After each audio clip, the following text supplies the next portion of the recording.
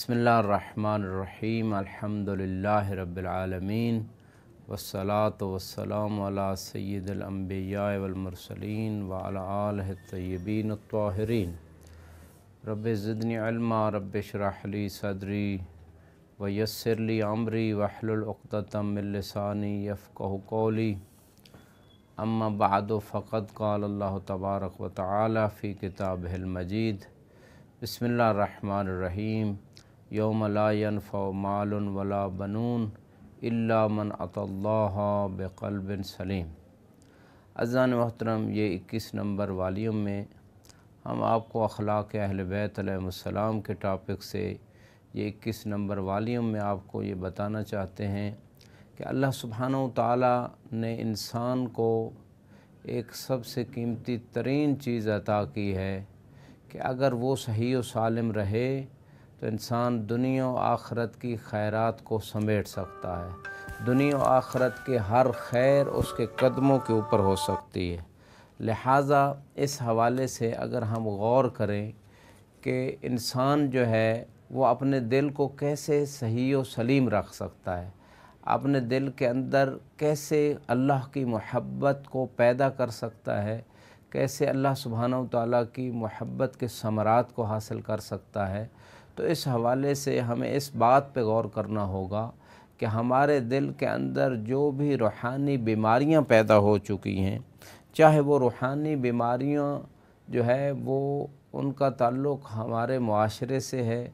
یا ہماری ذات سے ہے، دونوں اعتبار سے اگر ہم نے اپنے اس چھوٹے سے دل کے لوتھڑے کو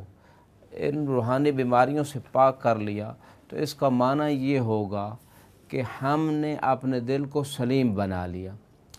اور اسی حوالے سے امام صادق علیہ السلام نے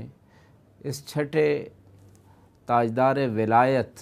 اور امامت نے ایک مقام پہ، جیسے کہ میزان الحکمت میں یہ روایت موجود ہے، آپ فرماتے ہیں القلب حرم اللہ، کہ دل جو ہے یہ اللہ کا حرم ہے،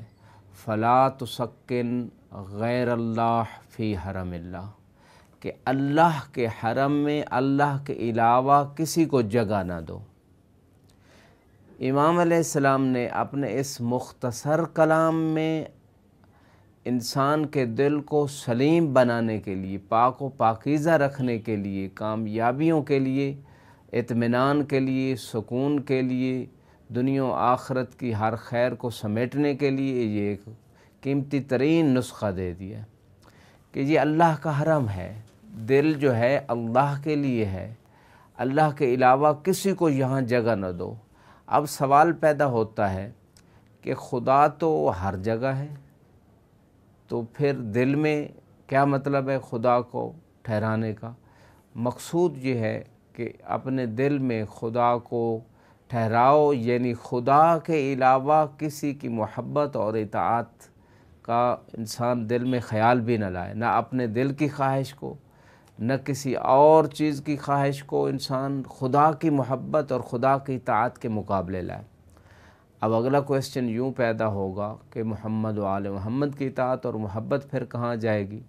تو حقیقت میں ان ہستیوں کی محبت اور اطاعت اللہ ہی کی محبت اور اطاعت۔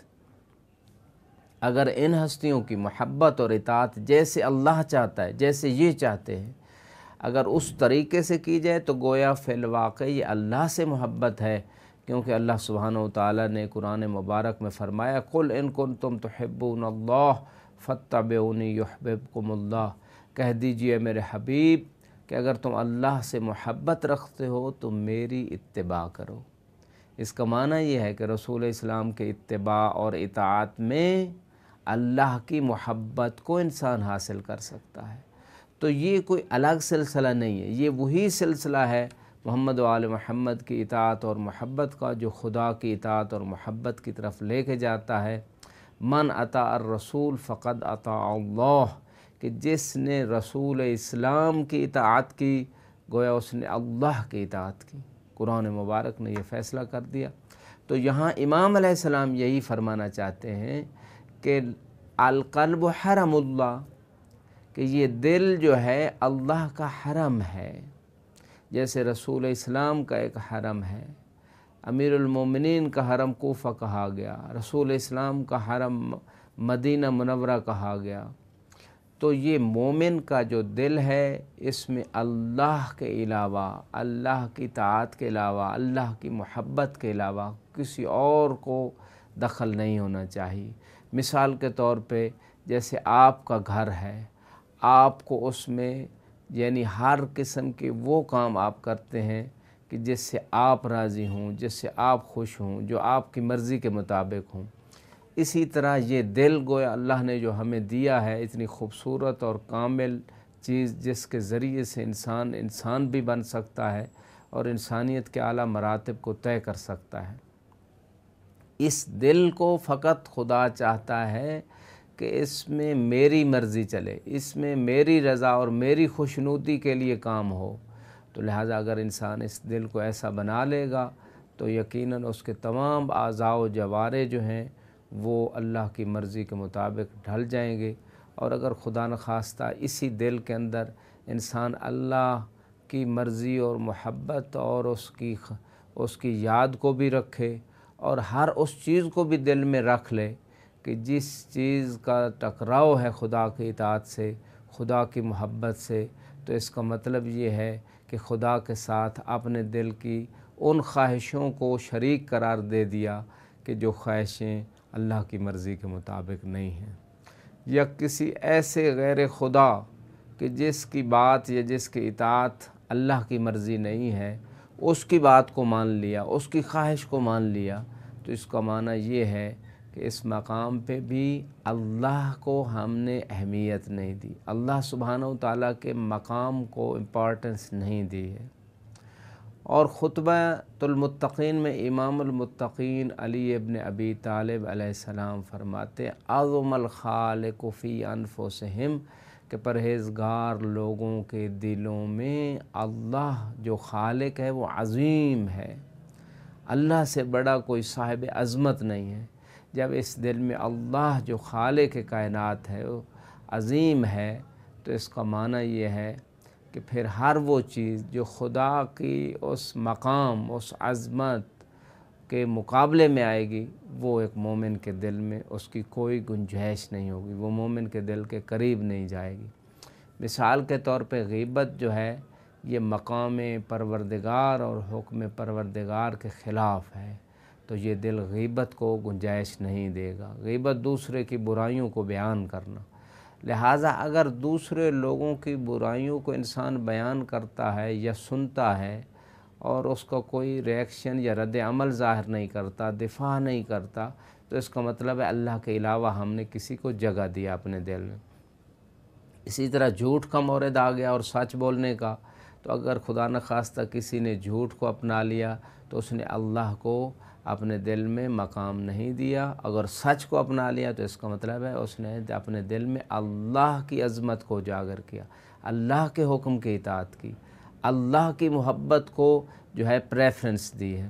اسی طرح ایک طرف مقام آ گیا کہ دکھاوے کا مقام، دوسری طرف اخلاص ہے کہ کام جو بھی کیا جائے اللہ کی رضا کے لیے کیا جائے کہ لوگوں کو دکھانے کے لیے۔ تو اگر اس دکھاوے والی بات کو انسان نے پیچھے دھکیل دیا کہ ایسی کام اس مقصد کے لیے میں کام نہیں کر رہا بلکہ اللہ کی محبت اور رضا کے لیے، تو اس کا معنی ہے ہم نے اپنے دل میں اللہ کو مقام دیا اور اللہ کے علاوہ جو ایک چیز آئی تھی دکھاوا، اس کو ہم نے ٹھکرا دیا۔ شیطان نے وسوسہ ڈالا، غفلت میں ڈالا، واجبات چھٹوانے کی بات کی، اس کی بات کو ٹھکرا دیا، اللہ سبحانہ و تعالیٰ کی بات کو مان کر نماز کے وقت نماز پڑھی، روزے کے ٹائم روزہ رکھا، حج کے اوقات میں حج پہ گیا، صدقہ و خیرات کے اوقات میں صدقہ و خیرات کیا، خمس و زکوٰۃ کے مرحلے میں خمس و زکوٰۃ ادا کی۔ تو یہ سارے وہ مراحل ہیں جس میں ہم اپنے اس دل میں اللہ کو عزت دیتے ہیں، اللہ کو جو صاحب عزت ہے، عزت اس کی طرف سے ہے، اور پھر وہی مقام ہم جب اللہ کو عطا کرتے ہیں تو وہ مقام جب ہم اللہ کو عطا کرتے ہیں، اس کی عظمت کو اپنے دلوں میں اجاگر کرتے ہیں اور اس کی عظمت کا اقرار کرتے ہیں، تو گویا ہم اپنے آپ کو مقام دے رہے ہیں، اپنے آپ کو عزت عطا کر رہے ہیں، تو وہ عزت، وہ فائدہ، وہ مقام ہماری طرف لوٹتا ہے۔ لہٰذا وہ جو صاحب عزت و صاحب مقام ہے وہ کسی کا محتاج نہیں ہے، لیکن وہ ہمیں آزما کر، ہمیں ایسے رولز بتا کر ہمیں بلند کرنا چاہتا ہے، ہمیں کامیاب کرنا چاہتا ہے۔ وآخر دعوانا ان الحمد للہ رب العالمین، والسلام علیکم ورحمۃ اللہ وبرکاتہ۔